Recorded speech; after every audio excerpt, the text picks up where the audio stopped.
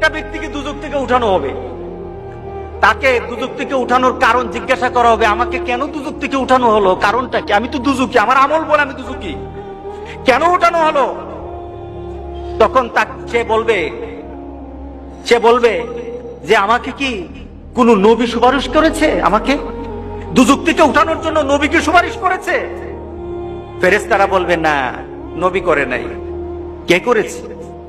কোন আল্লাহওয়ালা ব্যক্তি, কোন দিনদার ব্যক্তি, কোন একটা প্রসিদ্ধ আল্লাহর পছন্দের মানুষ কেউ আমার জন্য সুপারিশ করেছে? না, সেও করে নাই। তাহলে কি আমার মা বাবা? না, তোমার মা বাবা না। তোমার পরিবার পরিজন? না, না, তোমার পরিবার পরিজন না।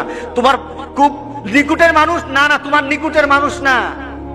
তোমার একটা বন্ধু ছিল, তুমি তাকে চিন্তা, তার একটা সম্পর্ক ছিল তোমার সাথে, কিন্তু সে যে চরিত্রের ছিল তুমি সে চরিত্রের ছিল না।